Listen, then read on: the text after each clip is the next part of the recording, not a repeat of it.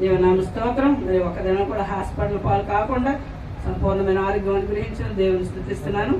మరి ముఖ్యంగా ఏంటంటే ఈ సంవత్సరం మరి 2024 ఫిబ్రవరి 8వ తారీఖున మరి మా పాపకి ఎంగేజ్మెంట్ అయిందండి. దేవుని కృపను బట్టి మరి దైవజనుల ద్వారా కార్యక్రమం జరగటానికి దేవుడు సహాయం చేశాడు.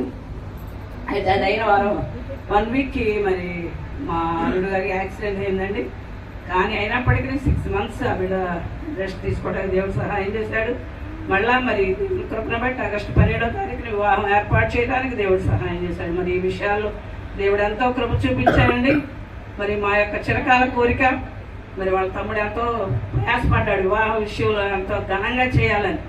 అది దేవుని కృపను బట్టి జరిగింది. ఎందుకంటే ముఖ్యంగా మరి మేమున్న స్థలంలో దైవజనులు ఉన్నారు. దైవజనుల కుటుంబం మాకు ఎంతో సహకరించారు. అదేవిధంగా మా తమ్ముడు, మా మరదలు మరి వాళ్ళంతా ఎంతో ప్రయాసపడ్డారు మా కోసం. మరి ముఖ్యంగా మరి దైవజనులకి వారి కుటుంబానికి హృదయపూర్వక వందనాలు తెలియజేస్తున్నాను. ఎందుకంటే మరి వాళ్ళ కుటుంబ సభ్యులతో సమానంగా మా కార్యక్రమాలన్నింటిలో కూడా పొందారండి దైవజనులు.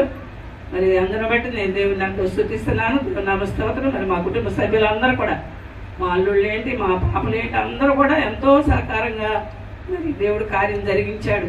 మరి మా దగ్గర అయితే మరి రూపాయి కూడా లేదు. మరి దేవుడే సమకూర్చాడండి. మరి వివాహాన్ని ఎంతో ఘనంగా జరిగించాడు. దేవుని స్తోత్రం. మరి వివాహం జరగడానికి మరి మొట్టమొదటిగా పురుషులు బ్యాచ్ ప్రార్థించారు. తర్వాత స్త్రీలందరూ కూడా ఎంతోమంది బ్యాచెస్ వారు, సండే స్కూల్ టీచర్స్ అందరూ కూడా ప్రార్థించారండి. అదంతా కూడా దేవుని కృప. మరి దేవుడు ఆయన కృపను బట్టి ఎంతో ఘనంగా వివాహాన్ని జరిగించాడు. ఏది తక్కువ చేయలేదండి. మరి తండ్రి లేనందుకు మరి మా తమ్ముడిని, మా మరదల్ని నిలబెట్టి వివాహం జరగడానికి అన్ని కార్యక్రమాల్లో కూడా దేవుడు ఇంతవరకు వచ్చి కాపాడారు. ఇద్దరిని కూడా ఇంతవరకు క్షేమంగా వచ్చాడండి.